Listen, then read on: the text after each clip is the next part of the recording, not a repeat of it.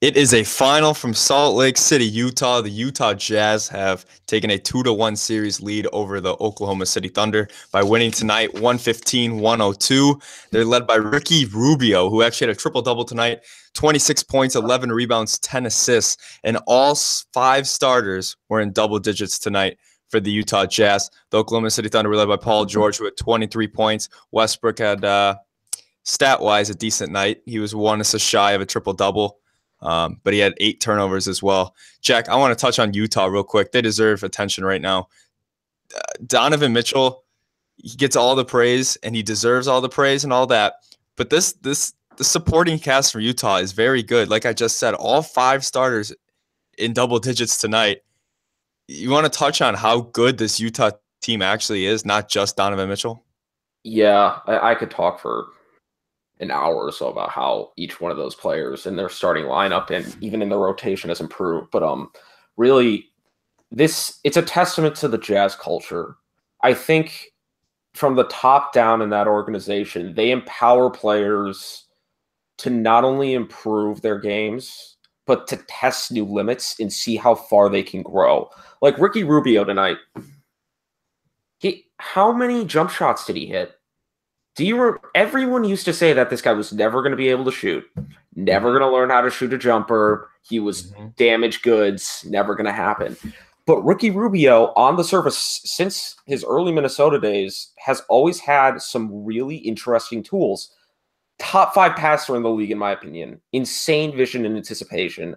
You saw that tonight with his ability to kick passes in the pick and roll across court to Joe Ingles for wide open threes. Defensively, he's always been a quality player. He's very smart. He can body up.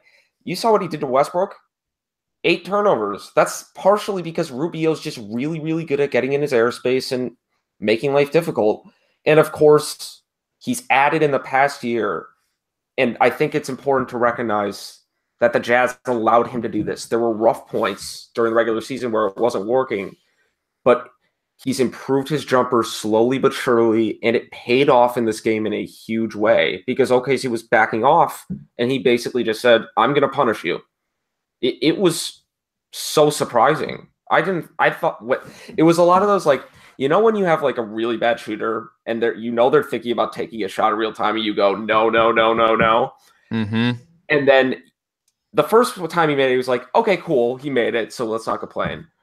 Then he made 2 or 3 and it's like, wait a minute, timeout. This guy's getting hot. And then slowly but surely, it was like, you need to get up on him because he was killing them in the second quarter. He completely took over the game and the Jazz never looked back. Yeah, Ricky Rubio, Minnesota, probably shouldn't be taking a 3 at all in any game. Tonight, he took 9 threes. 9 threes. And they won. I mean, this is a Ricky Rubio that is much improved. He only had 2 of the threes, and one of the threes was actually that buzzer beater at the end of the third quarter, which, I mean, if you want to count that to be a 3, go for it. So really, I mean, he was 1 for 8 from 3. So, I mean, I think he was, 8 of 19 from the field overall. So, I mean, the jumper has improved. There's still work to go. And the fact that there's still work to go and he still recorded the triple-double and was the X factor in this game is ridiculous. Now, going back off of the 5 guys in the start, or 5 starters in double digits, they played really well. Donovan Mitchell picked up his 4th foul, Jack, in the third quarter with 6 minutes and 10 seconds to go. And the score of that time was 69-65 Utah. They were up by 4. And I thought this was danger time for Utah, to be honest. But they extended their lead to 89-75. They outscored the Oklahoma City Thunder by 10 with Donovan Mitchell out in that 6 minute, 10 seconds time span. Mitchell came back out to start the 4th, which I was a little bit surprised that he came back so early. But, I mean, that's impressive. That should not happen. Maybe it should, but how we're being portrayed of the Utah Jazz is Donovan Mitchell, and then Rudy Gobert, Defensive Player of the Year. But what people need to start understanding is Joe Ingles is one of the best 3-point shooters in this league right now. Rudy Gobert is one of the best centers offensively and defensively in this league right now. Derek Favors is just a solid power forward to have on your team. And then Ricky Rubio, who's having great postseason. Great game tonight. And then you got Donovan Mitchell. This team is really good. Now, the one thing that could hurt this team is surprisingly, they're not very deep off the bench, which kind of surprises me because you think with the Jay Crowder and a Jonas Jerebko and a Dante Exum that they could be pretty deep off the bench. Jay Crowder has been non-existent. He had 4 points tonight in 23 minutes, 2 of 5 from the field, 0 of 3 from three-point land, and was a -11 in the plus-minus. Jay Crowder, come on, man. Jonas Jerebko, his minutes have gone way down, only playing 6 minutes tonight, no points, and a -10. I mean, their bench isn't the best, but their starters, their 5 starters, they're putting in enough to where they can get the job done. No, I completely agree with that about the starting lineup. It's not just the individual talents, and this is where I think they have their biggest advantage over the Thunder. They are so interconnected in how they play offensively. They're always moving, they're always cutting. They know where everyone is on the court. Joe Ingles, one of my favorite aspects, he's a fantastic three-point shooter, but if you actually watch him when he doesn't shoot threes, he's constantly probing and looking for the right pass. He makes a ton of ball fakes. He's this honestly, let's be honest here, not a very athletic white guy. How many dunks has he had this year? Maybe one. He's not a high flyer. Right. And he's cooking Paul George. He's making his way into the lane around one of the top defenders in the league and just using his smarts and his just general basketball IQ to make different plays quickly and efficiently. And this isn't just something from him. It's across the roster. Rubio, Ingles, Derek Favors. Talk about an underrated guy. He's going into free agency this summer. Mm-hmm. He has absolutely outplayed Carmelo in this series. And in a league where oftentimes players at the 4 or power 4 position who can't shoot threes like him have been kind of shunned, he's stuck around. He is making Carmelo Anthony a liability. And it's so interesting to watch because the Thunder have much, much bigger names on paper, but the Jazz have just been working and working this year to create this cohesive unit, especially in their starting lineup, and it's paying off at just the right time. And I love it. And for the future down the road, Dante Exum, that's one guy that they're really high on off the draft. And he shows some promising spurts that he has. So if he develops, this team could be really good in years to come. Oh yeah, Dante Exum. Right now, I think he's definitely a little erratic. He had a couple of really turnovers in the second quarter when OKC was actually stretching out their lead early on when I thought they were playing well. But he's 6'6", athletic as hell. He can handle a little bit, attack the lane. I mean, he's gotten better and better. He was kind of forgotten because he's been in the league for 4 years now, and he hasn't gotten to the point where he's playing regularly, but he has the talent, and he's still super young. I think he's 22 or something. He's young enough to where in the next few years, he could really become a player. All right, Jack, I want to transition quick to Oklahoma City Thunder. We'll come back to Utah at the end. This Oklahoma City Thunder team, this is a team that tonight shot 47% from the field, 37 to 78, and 50% from the three-point land, 14 of 28. If you tell me those numbers, I don't care who the team is, you should be winning that game. If you shoot 50% from three in today's NBA and 47% from the rest of the field, along with 14 and 19 from the free throw line, you should be winning these ball games, which makes me to believe that the Oklahoma City Thunder's problems aren't offensively, they're more defensively, which the first 2 games, they actually played pretty well defensively. But then I look and I'm like, I see a problem, and it's Russell Westbrook with 8 turnovers. It's killer if your point guard is turning the ball over. Russell Westbrook, yes, he almost had his triple-double tonight, but for Russell Westbrook standards, he played terrible tonight. He played 37 minutes, shot 5 of 17 from the field, 1 of 4 from 3, 14 points, 11 rebounds, 9 assists with that 8 turnovers. I feel like your point guard, he's got to be better than that. Let's look at the other point guards here. We got Ricky Rubio and Donovan Mitchell for Utah. Ricky Rubio and Donovan Mitchell combined for 72 minutes tonight with a combined 9 turnovers. So, I mean, it's definitely better than what Westbrook's doing, but I feel like point guards, both teams need to play a little bit better in game 4. Westbrook, George, and Anthony. If I were an OKC fan right now, I'd be infuriated because their effort tonight was atrocious. In basically, not a must-win game, but I mean, the stat's been thrown around on ESPN forever. 77% of game 3 winners after a 1-1 series win the series. Like, this was a game, if OKC wanted to cement itself as a title contender, particularly in the West, they needed to come out and show the Jazz, we're more talented than you, and we can beat you up. And in the first and second quarter, I thought they were going to do that.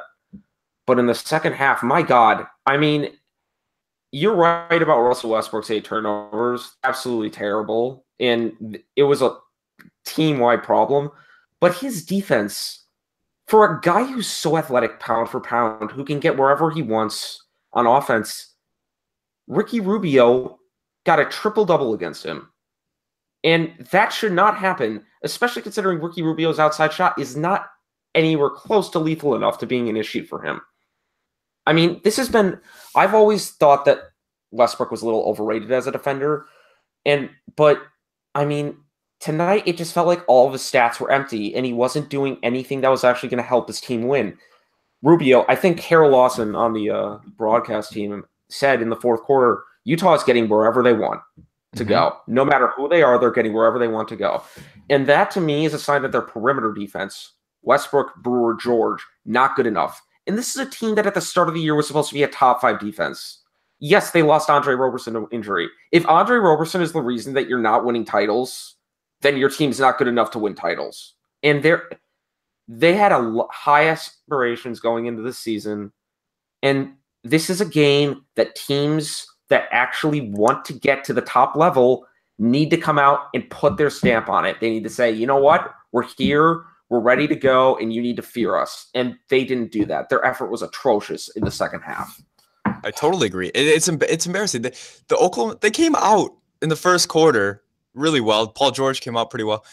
They were up 30-22 after the first quarter, Jack. In the second and third quarter combined, they were outscored 67-45. That's inexcusable. If you're on the road in a playoff game, you're up 8 after 1, you got to bunker down. This is your game. This is a game you have to have. No, you're completely correct. A couple of other things about OKC that just absolutely drive me crazy about these guys. One, end of the third quarter. Remember when Donovan, you just spoke to it. Donovan Mitchell went out with 4 fouls, and you thought that they were going to get back in the game. Well, at the time, Billy Donovan, who I think genuinely can be a good coach, I'm losing respect for Billy Donovan. This season, I've lost a lot of respect for Billy Donovan. But go ahead. He had Melo, George, and Westbrook on the bench for about 2 to 3 minutes. How does that happen? How do you, in a playoff game on the road, leave those 3 guys on the bench? This will absolutely shock you, but their offense did nothing. It was just a bunch of Raymond Felton puke fadeaway jumpers. Yep, from the elbow. I mean, and then the Jazz were able to extend their lead and get it into a rhythm, and then they ended the quarter strong. Against good teams, you can't give them advantages like that, especially against a team that is a top 5 defense with Gobert in the game. Like, I'm not going to sit here and blame Raymond Felton, who's been in the league for like 5,000 years, of not being able to score against that. Like, come on, Billy. Get it together. And to be fair to him, though, George and Westbrook were not – they were so lazy on both sides of the ball. George – since game 1, playoff P, where's he been? What's he doing? He doesn't seem to be working hard at all. Westbrook has always seemed to me, I've always been inclined to say that he's kind of a stat hoarder and just always looking for stats without the substance. This series is not changing my mind. And Steven Adams, I think this is the last thing I'll say on this. Steven Adams being out of the game with foul trouble was huge because he is the glue that this team needs for their offense to work. His screening actually opens up a ton of space for a lot of their guards to pull up and make shots. His work on the offensive and defensive glass makes it much easier for them to play Carmelo because he doesn't do anything there. When he's working hard and when he's doing the dirty work, this team makes more sense. But he was out for a large portion of those second and third quarters, and they moved Patrick Patterson to center. And their offense, even though supposedly Patrick Patterson's supposed to add spacing, just completely collapsed. And I don't think that's a coincidence. I think Steven Adams is so important to this team. That's a good point you bring up, but Jack, I'm sorry, but Steven Adams tonight got punked by Rudy Gobert. Rudy Gobert is owning Steven Adams this series. Steven Adams had 2 rebounds tonight, Jack, in 26 minutes. 2. And Rudy Gobert, how many offensive rebounds did he have tonight? He had 5 offensive rebounds tonight, 12 total. He is punking Steven Adams, and I don't think I've ever said that about Steven Adams. Steven Adams is one of the hardest working, reliable rebounders, big man in the game, and he doesn't know what to do with Rudy Gobert offensively, and he doesn't know what to do with Rudy Gobert defensively.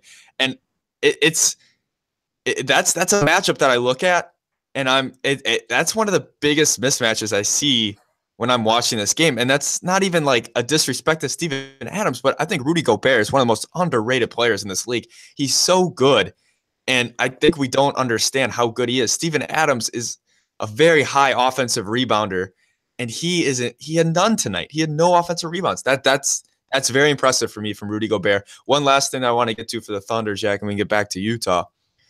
Is usually you would think that the Oklahoma City Thunder's starting 5 would be where you're getting your points back in games, where you're getting back into games when they're on the floor, when the bench comes in, the Jeremy Grants, Patrick Pattersons, Raymond Fountain, like you said, Abrinas, those kinds of people come in. They're going to give up points, and then you're going to have to work from behind to get back into it.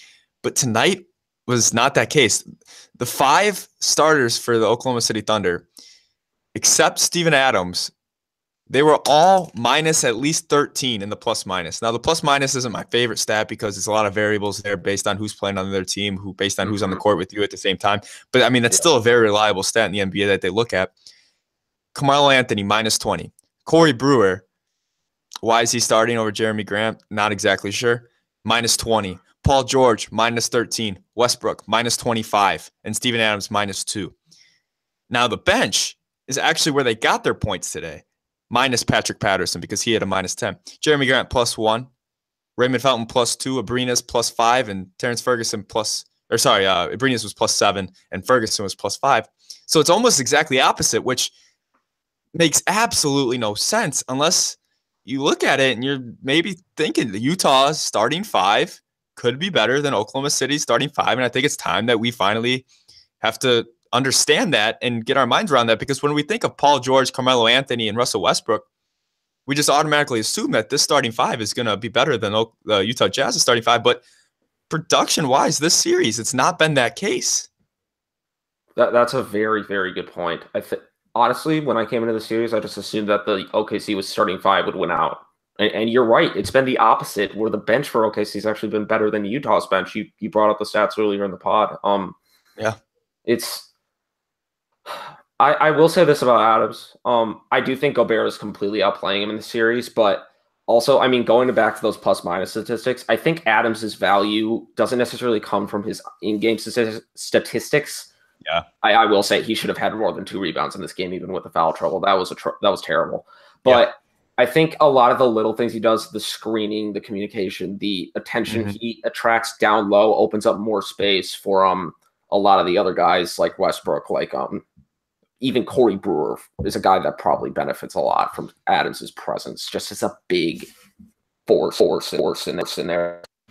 But those are things that are hard to quantify, and it is true, though, that he needs to play better against Gobert, because Gobert is probably the best player in the series for me. I mean, he's been just eating alive people, even on isolations. It's not like this guy is sitting back and letting people drive into him. He's like getting Russell Westbrook in isolation situations and saying, come at me.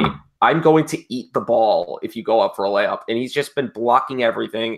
No one can get in the paint for OKC right now when he's on the floor. He's so good defensively, and he's going to be a problem for whoever comes up against him in the next round if they make it to the next round for Houston. I think he could be a very big problem for them. I want to kind of get into that real quick, Jack, about who Houston would rather play. And at first, like, I mean, before the series started, to be completely honest, Utah is one of the playoff teams I didn't get to see that much. They didn't get many national TV games, which will change next year, I hope.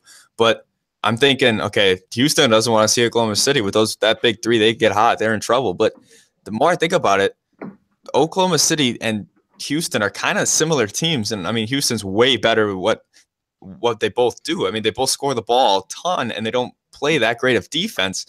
But when you look at Utah-Houston matchup, I think that series, it could be a very, very good series, and it would not shock me if Utah went on to win that series, because Utah and Houston they're the exact opposite teams, Jack, how they play.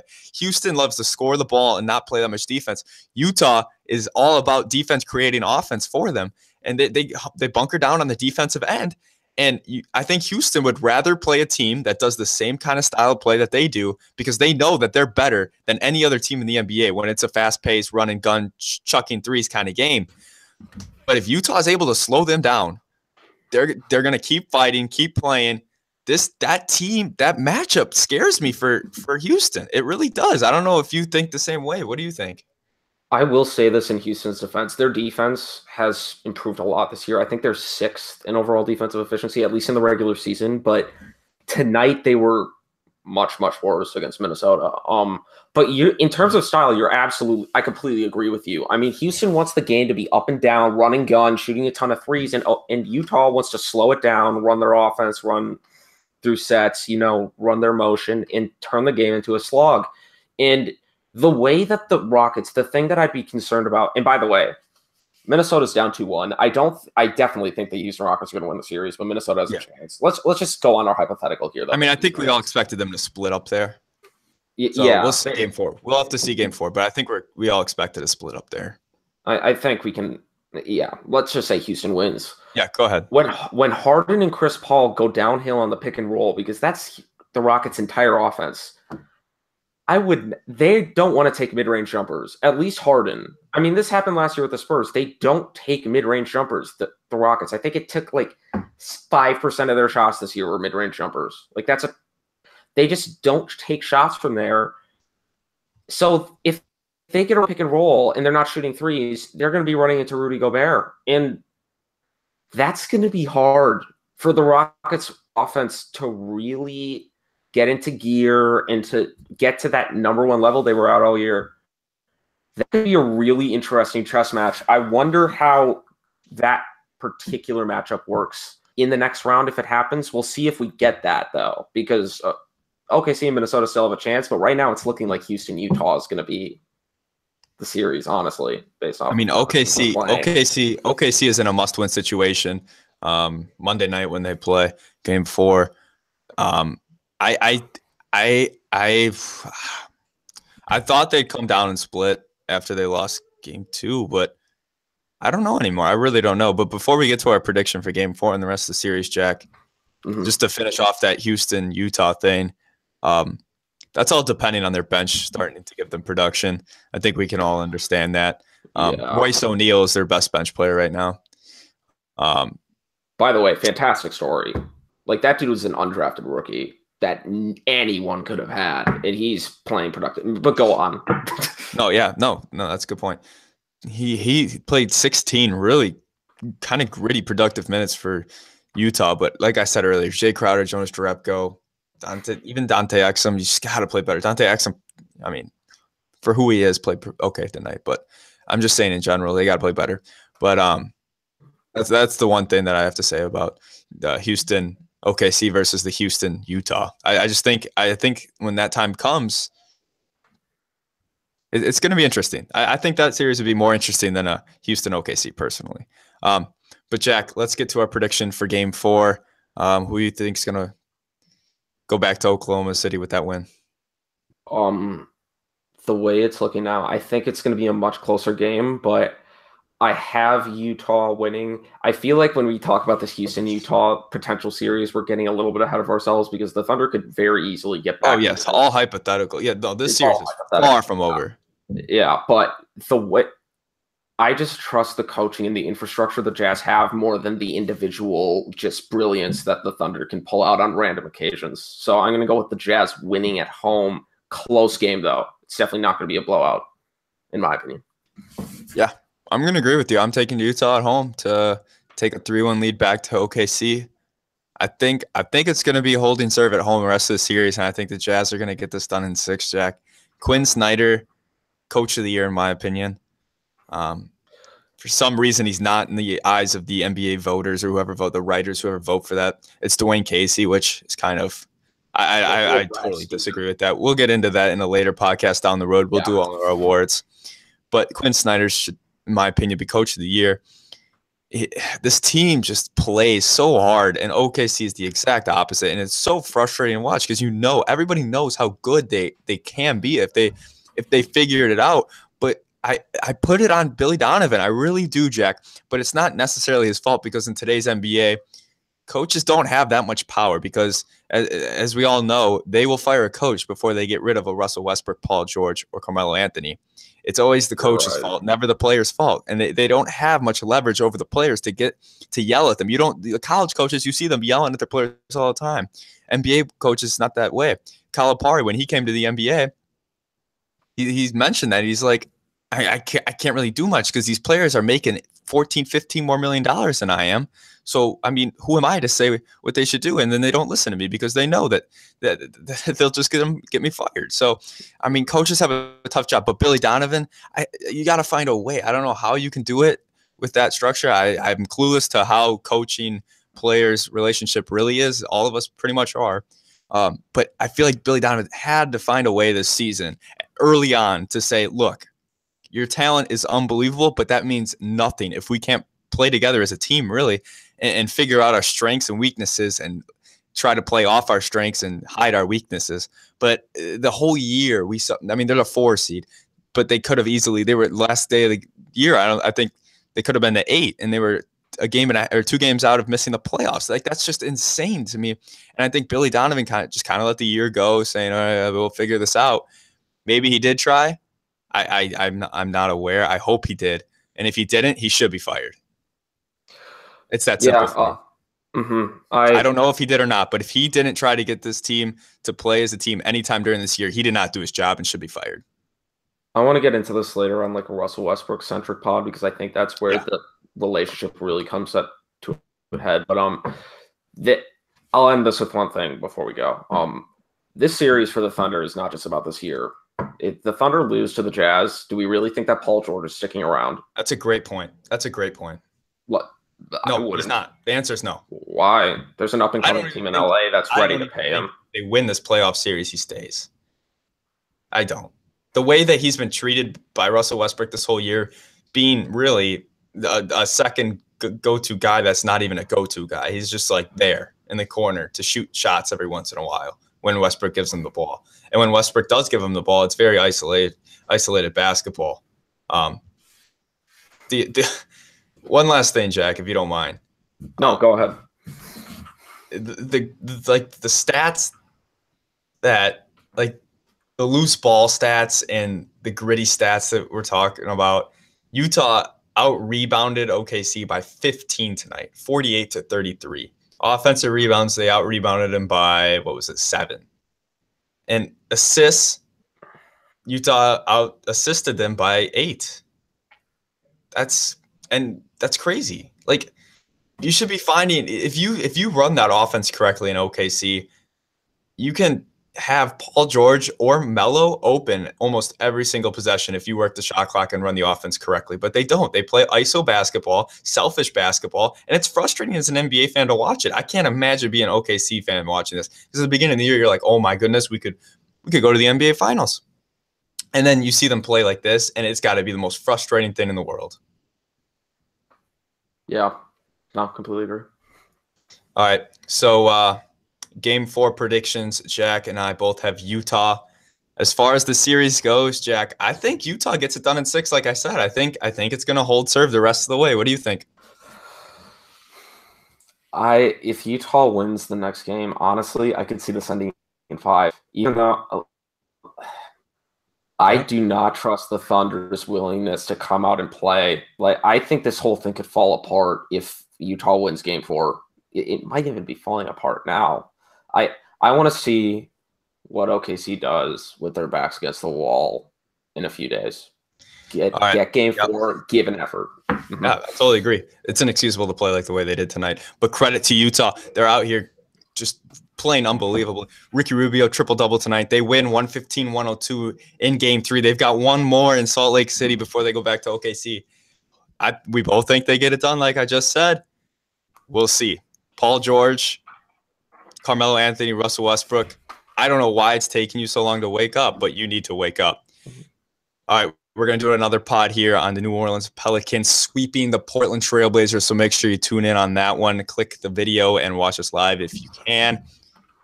Please like, subscribe, and comment down below on YouTube. Follow us on Twitter at Beyond Debatable. We'll be tweeting during games and tweeting things we see during the playoff games. Didn't get to today really as much as yesterday, but we'll get back to that tomorrow. He on the other side of the camera is Jack, the Statman Cutter. Hey, I'm Michael Rachel. You've been watching Beyond Debatable.